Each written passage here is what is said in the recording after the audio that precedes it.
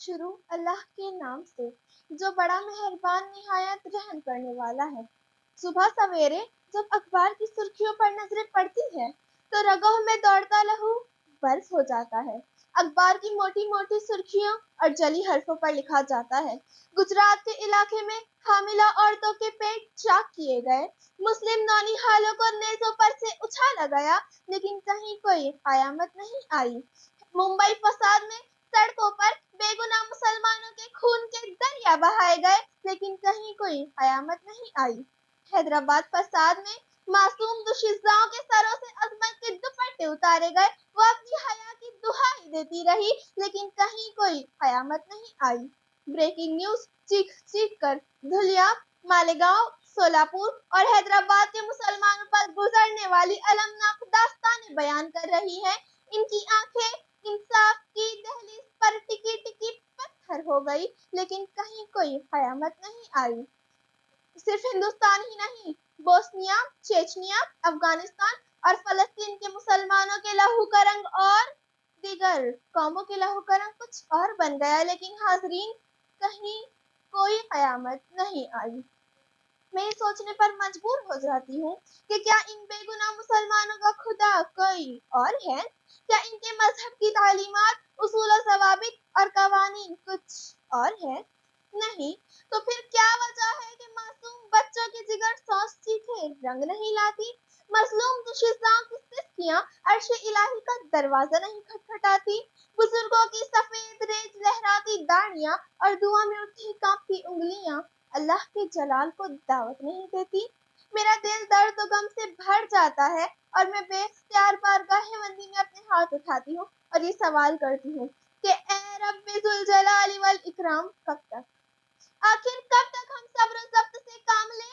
کب تک ہم اپنی بربادی و تباہی کا تماشا خاموشی سے دیکھتے رہیں؟ ایک زمانہ تھا جب تیرے نام کو سارے عالم میں پھیلانے کے لیے ہم نے مصیبتیں اٹھائی، آج تیری نگاہ التفات ہم پر کیوں نہیں ہے؟ ہاں، ہم وہی تو ہیں جو میدان میں اترتے تو بڑے بڑے سرماؤں کے دل ہیبت سے لرز اٹھتے۔ کیا آج ہم اتنے ذلیل ہو گئے ہیں کہ غیر قومیں ہم پر ہنسیں؟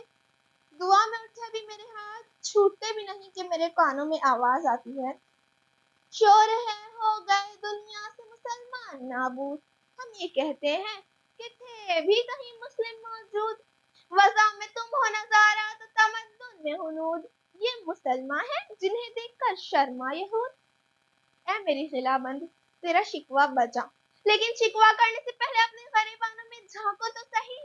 تم اپنے آپ کو مومن کہتے ہو، نہ مومنوں سے ظاہری قوت ہے اور نہ سچا پکا ایمان۔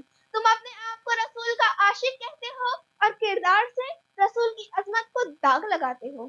یاد کرو جب حیات انسانی کی رہنائیاں دست برج سے بامال کر دی گئی تھی تو کیا وہ تمہارے اسلاف نہیں تھے جنہوں نے اسے پھر بہار نو عطا کیا؟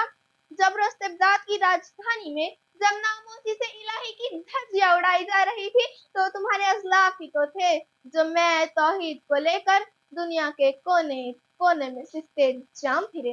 ارے تم ایسے نبی کے غلام ہو، تم ایسے نبی کے نام لیوا ہو جنہوں نے ہر طرح کی جنگی طاقتوں سے لیس 1000 کے لشکر کے مقابلے 313 کو لڑایا، جس میں کسی کے پاس تلوار تھی تو ڈھال نہ تھی، ڈھال تھی تو تلوار نہ تھی، لیکن چشم فلک نے یہ نظارہ دیکھا کہ انہوں نے صرف دنیا ہی نہیں ساری کائنات کو مسخر کر دیا۔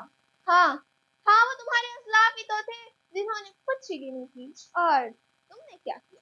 ان کی روش اختیار کرنے کی بجائے ان کے قبروں کی مزاوری کر کے پیسہ کماتے ہو۔ کیا تمہیں اپنے آبا سے کوئی نسبت نہیں کہ تم گفتار وہ کردار، تم سابق وہ سیارہ؟ آج جب متحد ہونے کا وقت آ گیا ہے، کندھے سے کندھا ملا کر کھڑے رہنے کا وقت آ گیا ہے، آج جب قیام کا وقت آ گیا ہے تو تم لوگوں نے اپنی اپنی آستینوں میں اپنی اپنی ذات پات، خاندان اور قبیلوں کے مفت تراش لیے اور ان کے سامنے سجدہ ریز ہو گئے۔ تمہارے پاس کائنات کا لاجوال نسخہ کلام مقدس موجود ہے، لیکن تم لوگوں نے اس پہ غور و تدبر کرنا ہی چھوڑ دیا۔ تمہاری قومی زندگیوں کو گھل لگ گئی، اذانوں میں تمہاری سوز و درد نہیں، مسجدیں تمہاری بے حسی اور بے غیرتی پر روتی ہیں، اور تم اپنے آپ کو مومن کہتے ہو۔ یاد رکھو انتم العالون ان कुंतुम मुमिनीन, तुम भी सर बुलंद रहोगे अगर तुम मुमिन हो जाओ. शुक्रिया.